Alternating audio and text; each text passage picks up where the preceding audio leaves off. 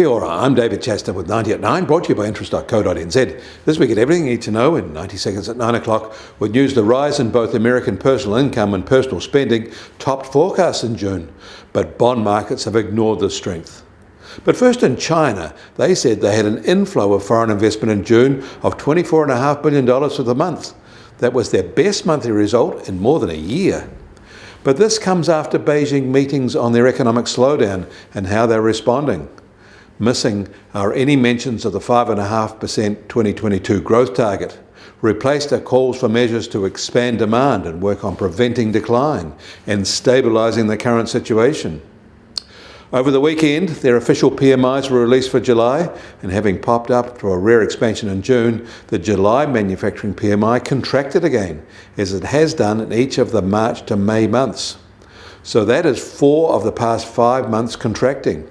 Both new orders and especially new export orders fell. It wasn't a contraction analysts were expecting. China's services PMI is still expanding at a good pace in July, but less so than for June. And their claim seems an odd result when only 3 of the past 10 sub-indexes actually expanded. New orders contracted in 12 of the past 13 months for them. In the US, the widely watched PCE inflation gauge rose 1% in June from May, more than expected, and up 6.8% in a year. But these inflation levels are far lower than the US CPI measure of inflation.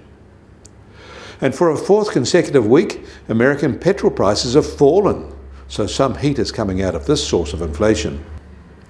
Perhaps more importantly, the PCE data set shows that both incomes and spending growing faster than expected.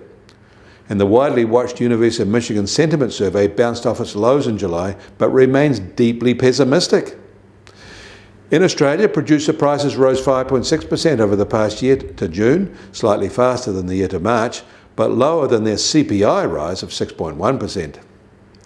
And the US Treasury 10-year yield starts today at 2.66%, where it ended last week in New York. And the price of gold opens today at $1,767 an ounce in New York, which is up $2 from this time on Saturday. And oil prices start the week marginally softer, just on $97.50 a barrel in the US, while the international Brent price is now at $103.50 a barrel. And the number of North American oil rigs operating is now back to pre-pandemic levels. And the Kiwi dollar opened today marginally firmer from this time on Saturday at 62.9 US cents. Against the Australian dollar, we're also marginally firmer at 90 Australian cents.